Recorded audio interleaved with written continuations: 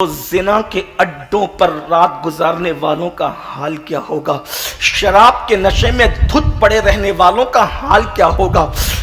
اللہ اکبر، سود کے دھندے کرنے والوں کا اس دن حال کیا ہوگا؟ وہ سود جس کے لیے اللہ کے رسول علیہ السلام نے فرمایا، جس نے سود کا ایک لقمہ کھایا گویا اس نے اپنی ماں کے ساتھ 36 مرتبہ زنا کیا۔ اللہ اکبر۔ ایک مقام پر فرمایا سود کھانا اور کعبے کے اندر زنا کرنا دونوں برابر برابر ہے، دونوں اکول ہے۔ آپ غور تو کریں مسلمانوں، وہ آخرت ہے، اس آخرت میں کیا حال ہونا ہے، اور ہم لوگ دنیا کی غفلت میں مست ہے۔ کوئی بائک قیمتی خرید کر کے اس پر گھمنڈ میں ہے کہ میرے پاس کتنی قیمتی سواری ہے، کوئی مکان خوبصورت بنا کر گھمنڈ میں ہے، میرا مکان کتنا خوبصورت ہے۔ میں کہتا ہوں میری قوم کے جوانوں، غفلت میں زندگی گزارنے والوں، خدا کے غضب کو چیلنج کرنے والوں، غفلت میں رہ کر اللہ رسول کو ناراض کرنے والوں، مولا مشکل کشا فرماتے ہیں، علی مرتضی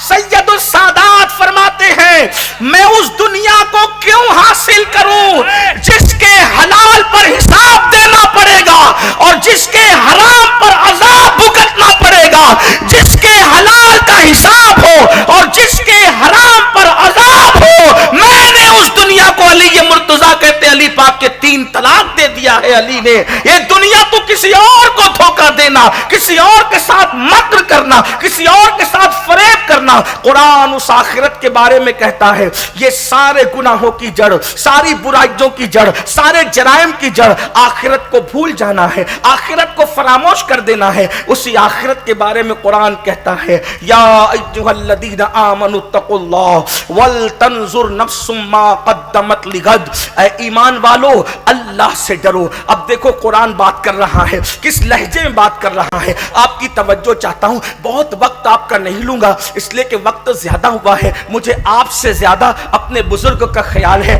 اس لیے کہ اس عمر میں جلسے میں بیٹھنا کتنا بھاری ہے میں اچھی طرح جانتا ہوں، اس لیے میں اپنی گفتگو کو بہت محدود وقت میں مکمل کرنے کی سعادت حاصل کروں گا۔ توجہ کرنا، لیکن یاد رکھنا میں کوئی خطیب نہیں، نہ خطاب کرنے کے لیے آیا ہوں، میں تو صرف اپنی قوم کے جوانوں سے دل کا درد شیئر کرنے کے لیے آیا ہوں، تاکہ میرے دل کا درد کسی کے دل کے دروازے پر منتقل ہو جائے، اللہ کسی کی زندگی سنوار دے، اس کے صدقے میں مجھ جیسے بے عمل کی مغفرت ہو جائے۔ ایک لالچ کے ساتھ آئے ہیں، تھوڑا توجہ کرنا میرے بھائیوں، آخرت کو بھولنے والوں، آخرت کے ساتھ غفلت کرنے والوں، میں اپنی مائیں اور بہنیں تو ان کی بھی توجہ چاہتا ہوں۔ زیور کی محبت میں اللہ کو بھولنے والی میری بہن، کپڑوں کی محبت میں اللہ کو بھولنے والی میری بہن، سیریلوں کی محبت میں اللہ کو بھولنے والی میری بہن، یاد رکھنا، توجہ کرنا، ہم نے تاریخ میں ایسی بھی عورتوں کا ذکر پڑھا ہے کہ جن کو ہلدی اور چندن سے نہلایا جاتا تھا، جن کے نہلانے کے لیے جو ہے اللہ اکبر روزانہ حوض بنائے جاتے تھے۔